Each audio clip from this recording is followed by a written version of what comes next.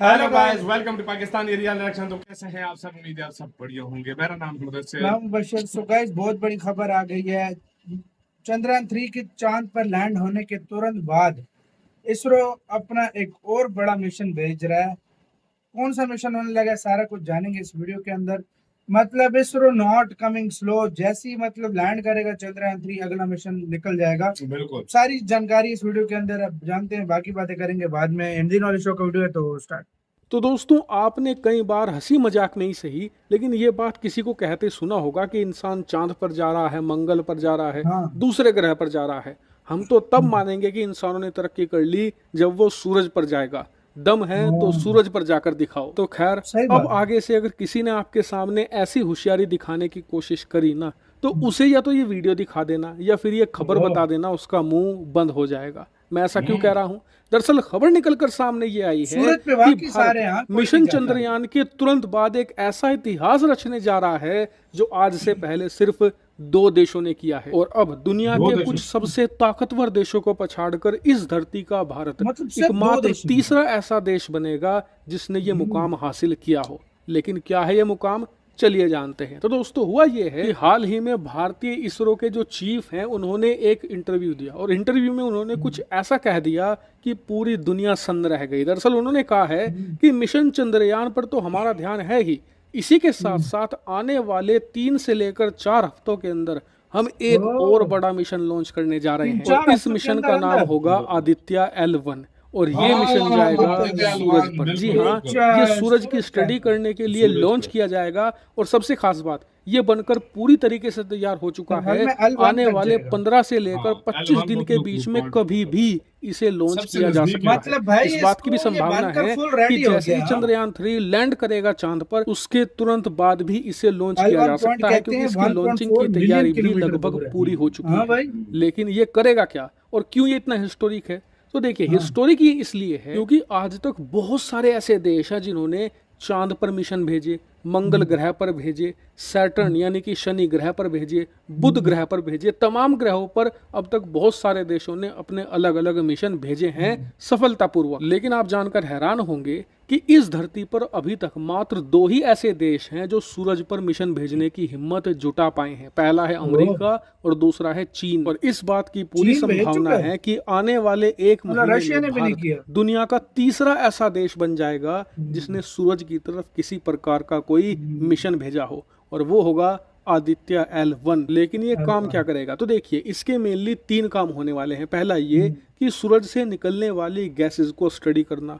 दूसरा ये कि सूरज पर उठने वाले जो सोलर फ्लेम होते हैं, सोलर स्टॉर्म होते हैं, उन्हें स्टडी करना, और उनका धरती पर कैसा प्रभाव पड़ता है, इस बात को भी देखना।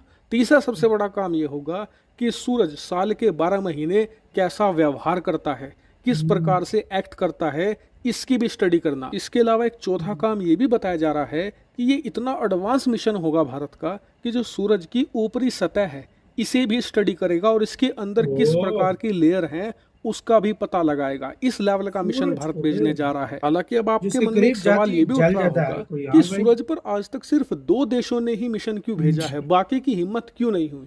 तो इसका सबसे बड़ा कारण ये है कि सूरज के पास मिशन भेजना हद से ज्यादा मुश्किल है। सूरज की ग्रेविटी इतनी ज्यादा है कि आप उसके ज्यादा करीब जाओगे तो या तो वो आपको जला देगा, या फिर ग्रेविटी से अपनी तरफ आपको खींच लेगा, और ये एक बहुत बड़ा रिस्क होता है। दूसरी बड़ी बात ये कि ऐसे उपकरण जो सूरज की स्टडी करें वो बहुत ही रेयर मिलते हैं, क्योंकि सूरज की जो गर्मी है, उसकी जो चमक है, और जो उससे निकलने वाली सोलर फ्लेयर होती है ना, वो आपके नॉर्मल प्रकार के उपकरणों को चुटकियों में तबाह कर सकती है। आपको स्पेशल प्रकार के उपकरण चाहिए, और इसमें बहुत ही ज्यादा टेक्नोलॉजी लगती है, बहुत ही ज्यादा खर्चा आता है। इसीलिए दुनिया के बहुत ही कम देश हैं जो सूरज की तरफ मिशन भेज पाए हैं। लेकिन आपका सवाल होगा कि भारत इन सबको कैसे मैनेज करेगा? तो देखिए, भारत मैनेज ऐसे करेगा कि हम अपने इस आदित्य स्पेसक्राफ्ट को L पॉइंट पर स्थापित करेंगे। L क्या होता है? लंग्रांज पॉइंट। दरअसल पृथ्वी और सूरज के बीच में करीबन 5 ऐसे पॉइंट मापे गए हैं पूरे हमारे सोलर सिस्टम में, जिन्हें आप अपनी स्क्रीन पर देख सकते हैं। ये है ग्रेविटी मैप। इसमें देखिए L1, L2, L3, L4 और L5। L1 सबसे करीब है। पूरे के पूरे 5 लंग्रांज पॉइंट हैं।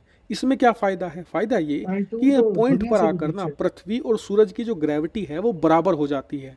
यहाँ पर ना तो सूरज आपको खींच सकता है अपनी मतलब तरफ, इतनी ना ही कशिश पृथ्वी नहीं खींच होती सकती है, है। हाँ। ये एक न्यूट्रल जोन है और इसीलिए अगर मतलब यहाँ कोई पर नहीं आप कोई खींचेगा। स्पेसक्राफ्ट रखोगे तो वो बिल्कुल स्थिर रहेगा और अच्छे से स्टडी कर पाएगा सूरज की। और इन 5 पॉइंट में से जो L1 पॉइंट है हम वहीं पर स्थापित करेंगे अपने ओ। आदित्य स्पेसक्राफ्ट को, और इसीलिए इसे कहा जा रहा है आदित्य L1, आदित्य क्योंकि L1। इसे L1 पॉइंट पर स्टैब्लिश किया जाएगा। हालांकि आपका सवाल होगा कि क्या एग्जैक्ट तारीख आई है कि कब इसे लॉन्च किया जाएगा, तो देखिए हाँ। एग्जैक्ट तारीख इसलिए नहीं आ 26 पा का रही बोल है रहे क्योंकि थे। अभी सबका हाँ, ध्यान 26 है चंद्रयान 3 की तरफ। हाँ। 2-3 दिनों के बाद चंद्रयान 3 जब पूरा काम निपट जाएगा उसके बाद सारा ध्यान होगा आदित्य L1 पर, और कुछ ही हफ्तों के बाद, हो सकता है कुछ दिनों के बाद ही इसे तुरंत लॉन्च कर दिया जाए, और फिर कुछ समय के बाद ये ट्रैवल करेगा L1 पॉइंट तक, वहां पर जाकर ये काम करना शुरू कर देगा। हालांकि इस पर मैं आपको रेगुलर अपडेट देता रहूंगा। आप लोग चैनल को सब्सक्राइब कर लेना।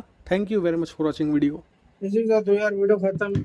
यार बाकी हम भी कभी कभी कहते हैं कि दुनिया चांद पर पहुंच गई, दुनिया मार्स पर पहुंच गई, अब इंडियंस दुनिया कहेंगे हम नहीं सूर्य नहीं तक पहुंच दुनिया गए। वीनस पर पहुंच गई, ये वहां पर पहुंच गई, यहाँ पर पहुंच वाकई गई, में। सारे लोग कहते हैं, लेकिन आज तक किसी ने नहीं बोला दुनिया सूरज पर पहुंच गई।